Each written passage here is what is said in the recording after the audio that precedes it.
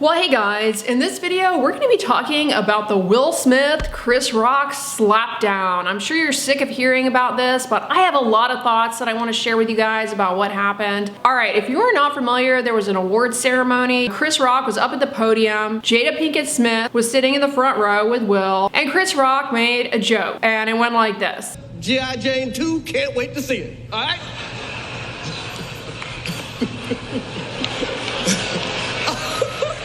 Apparently, Jada Pinkett Smith has hair loss, and she's been very open about that. It's not a good idea to make jokes about people's hair loss, but most people don't realize how devastating it is to have hair loss. If you've never experienced it, it is psychologically very, very traumatic. Doesn't matter the nature of the hair loss, the volume of hair loss, or if it's even apparent to other people, it is psychologically traumatic to go through any type of hair loss for the majority of people. There are a lot of different types of hair loss, and you may be wondering, what type of hair loss does Jada Pinkett Smith have? I actually don't know what type of hair loss she has. I do think she has given some information about it in prior posts, but I honestly don't think it adds anything to the conversation, because the take-home point is coping with hair loss, regardless of the type, is very distressing. There are a lot of different types of hair loss. I noticed the media kept saying she has a diagnosis of alopecia. Alopecia, to be clear, just means hair loss. It's not a diagnosis. It's a medical term for hair loss. There are many types of hair loss out there. One of the more common types that affects both men and women is referred to as androgenetic alopecia. I have a ton of videos on this type of hair loss, by the way, so I will link some of them down below in the description box if you're coping with this, but it's basically a combination of your genetics and the hair follicles being sensitive to hormones. It can be treated with things like minoxidil to slow it down and other modalities that I've covered in other videos. You also have telogen effluvium, massive hair shedding, and that's actually really, really common right now in the era of COVID. We're seeing a lot of COVID-related hair loss that is a type of hair shedding from having a viral illness. I have a video on that too, by the way. To drive home how psychologically distressing it is to cope with, just go read the comments of that video. You will see people giving their testimonies of how traumatic and devastating the hair loss process has been for them. It's not merely just the cosmetics of having a full head of hair. It's something deeply rooted in our psyche that really makes hair an integral part of our identity. You can also develop a type of hair loss called alopecia areata. Basically, that is an autoimmune hair loss, where all of a sudden you just randomly have bald patches or all of your hair falls out, and it's basically your immune system decides to rebel against you and attack your hair follicles. For a lot of people, the hair eventually returns and they may have bouts of this again in the future, but for some people, they lose all of their hair and they just never get it back. They have to go through a lot of different treatments to try and control it and get the hairs to come back. I mean, it is psychologically distressing, not only the hair loss part of things, but just then, having to go through trying to get your hair back and going through different treatments. It's draining, honestly, for patients to go through. So I really, really empathize with anybody who has any degree of hair loss, no matter how much it is. There's also another type of hair loss that Black women exclusively pretty much get, and it is really traumatic to go through. It's called central centrifugal cicatricial alopecia. It is a scarring type of hair loss. So once the hair follicle scars down from that disease process, you can't get the hair to regrow. Yeah, for those patients, it's incredibly devastating because, again, a lot of our identity is deeply rooted in our hair. And so to make comments on someone's hair loss or our hair in general, it's something that I think as a society we need to be a little bit more sensitive about. Hair loss is not just a devastating problem for women. It's really traumatic for men as well. And they get a lot of teasing, a lot of comments, bald jokes or whatever. And I don't think people realize how emotionally draining that can be for someone, because losing your hair, it's also kind of tied to, your longevity, lifespan, the idea that maybe your time here on earth is dwindling once you start seeing your hair receding. These types of negative thoughts can enter someone's subconscious, and then to be made fun of, it really can put the person in actually quite a dark place. People are gonna tease no matter what. You cannot go through your life expecting to never be teased, picked on, made fun of. People tease, pick on people, make fun of them. It comes usually from a place of insecurity, immaturity, ignorance, or in the case of Chris Rock, they're getting paid to make fun of you. That is what comedians do. And comedians, they, you know, have to pick and choose their jokes carefully. And in this case, the joke was not well received. Yeah, people make jokes, they tease all the time. And it comes from a place of immaturity, insecurity, ignorance, or they're getting paid. For the majority of people out there, it's unlikely that somebody making fun of you is getting paid to, unless you're going to a comedy show and you sit in the front row. You're likely gonna get made fun of. That is a comedian's job, so choose your seat carefully.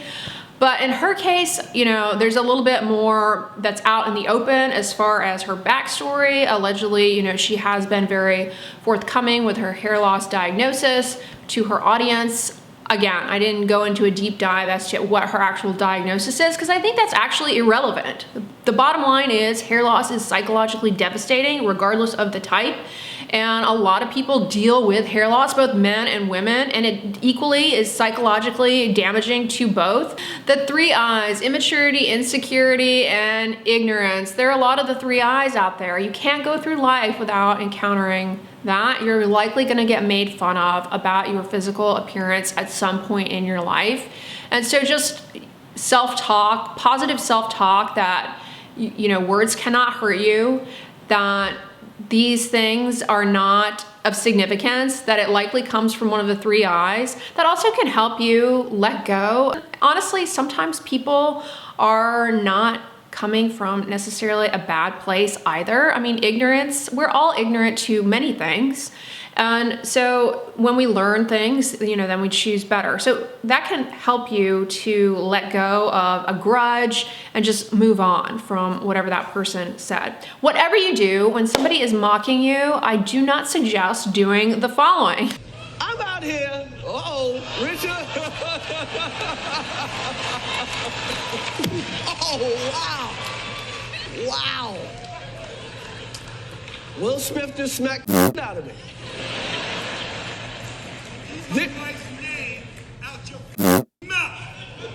Wow, dude. Yes. It was a G.I. Jane joke. Keep my wife's name out your mouth. I'm going to, okay? Okay. Yeah, violence is never the solution. It really is not. So I definitely do not suggest that. But honestly, any kind of reaction is really just not helpful at all in these situations. A lot of times people who are immature and mocking you, they are seeking attention. Many times, do not give them the attention they are seeking at all. It really is not going to be of benefit to you or to them. Do not react, because reacting only gives them the attention that they're seeking, and it is rewarding. It is a form of reward to, you know, gratify that attention-seeking behavior. It can be very difficult not to react when people are making fun of you, commenting on your physical appearance, your body. Oh, you're too fat, you're too skinny, your rib cage is too large, your eyebrows are this. Why is your hair this way? Why did you do your makeup that way? Your eyeshadow looks weird, your lipstick looks off. You should be wearing lipstick. Don't wear so much lipstick. You've got too much blush on. You should wear blush. You should do this. You should look like this. You should change this. Have you ever considered doing this to your body? Especially in 2022, with all these social media apps limiting our attention span, people seem to suffer from an inability to self-regulate their actions. People will just pop on and say whatever little thing comes into their mind, and you know, they think that they're gonna get some kind of reward from it. I don't know, but don't give them any type of attention. It's just not the solution. And honestly, when you do not do that, it can be incredibly empowering. It gives you the control to know that you are you are stronger than they are. They're the ones who are struggling. You can be empathetic to them and move on. It's very empowering to just ignore people commenting on silliness about your physical appearance. I mean, honestly, in 2022, if Mother Teresa were still alive, she could be doing some, Mother Teresa type act, and there'd be somebody in the comment section. She should really wear blush. She should fix her eyebrows. She should lose weight. She should gain weight. Her rib cage is too big. I mean, that is the world that we live in, with these little silos on the internet that people just feel like they can comment whatever, whenever. It's not okay to respond with violence, for sure, but seriously, don't respond at all. It's very empowering to just let it slide off your back. So hopefully this video clarifies to you all that, hair loss, it's not something to just comment on people's hair loss or ask them weird questions. If they want to volunteer that information to you, they will, but it's not your business what's going on with their hair or their eyebrows, their eyelashes, the color of their skin, whether they've got dark spots, light spots, green spots. Don't do it, because it is so psychologically devastating. And again, it doesn't matter how much hair they're losing. I mean, you don't have to be obviously going bald to be psychologically devastated by hair loss. It's really, it's a recurring nightmare for many people, and then experiencing it is though that nightmare is somehow coming true. But let me tell you what I actually think about all of this. I believe, in watching this and seeing it, that this is nothing more than a publicity stunt. It is nothing more than that. And done to evoke outrage and for PR. There is no such thing as bad publicity. So celebrities and their publicists, they, will toe the line sometimes on what is considered socially acceptable just for more publicity, because there's no such thing as bad PR. Always remind yourself of that when you're feeling outraged by something a celebrity did. It's really just giving them more attention. Attention-seeking behavior is rampant in Hollywood. That is, how careers are made, is by having eyes on you. Just watch very carefully the cadence of how all this went on. When the joke was initially executed, Will Smith just didn't even really look that, upset about it, whatever. And then when I was watching it, I was like, that doesn't even actually look like he hit him. It didn't really look like an actual, it looked choreographed in a sense.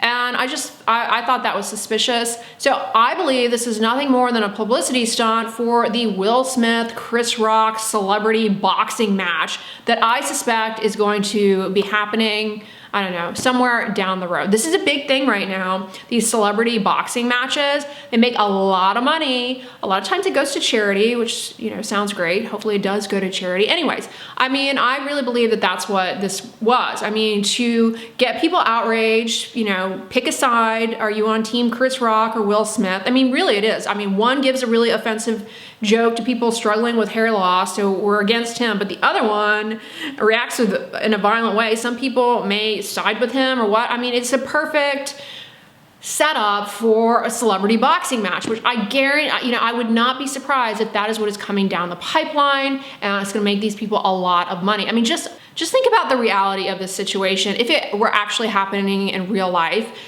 say for example, you go to a comedy show and you sit in the front row and a comic makes an offensive joke and you decide you're gonna get up and slap the comic. You will be escorted off the premises, the police will be called, and this is not something that everyday people could ever get away with, nor should they. And just saying, oh, so-and-so made fun of me, that's not gonna hold up in court. The comic was doing what he or she is getting paid to do, make jokes. So, and you were in the audience. It's not, the fact that your feelings are hurt does not justify that behavior, and you can potentially even end up in jail for doing something like that.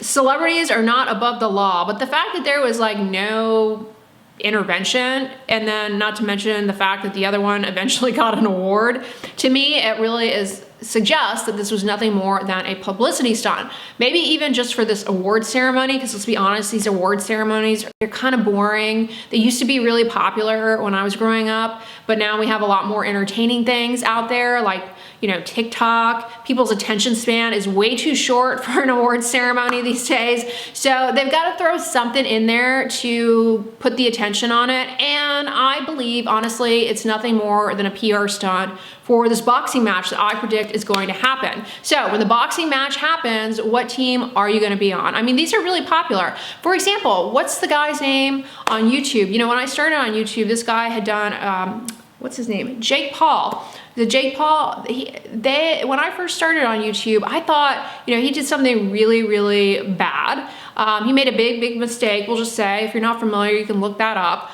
And at the time I thought, oh gosh, this guy, you know, his YouTube days are over. Fast forward now 2022, people have forgotten all about that. He's got, you know, thriving and killing it in these boxing matches, making a ton of money. And so people, you know, people get outraged and then they forget. And the outrage can fuel the attention for phase 2, 3 of a career. And these boxing matches are really, in my opinion, I'm seeing as like the renaissance of someone's career. I don't even think that Chris Rock actually got slapped. I think it was all staged. I really do. And I don't think that anyone was offended, angry, or mad. And I think they're probably just laughing at us to the bank, as celebrities often do with these stunts.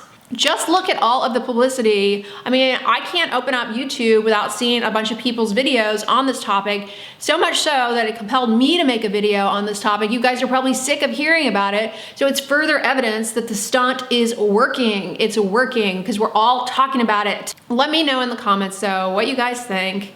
If you are dealing with hair loss, understand you are not alone. I empathize.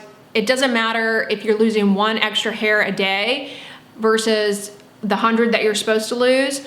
It is very traumatic to go through. People are gonna be, you know, weak and make dumb comments. Just know it's not about you, you know, it's about them having their own issues. I hope this was helpful to you guys. If you liked it, give it a thumbs up, share it with your friends, and as always, don't forget, sunscreen and subscribe. I'll talk to you guys tomorrow. Bye.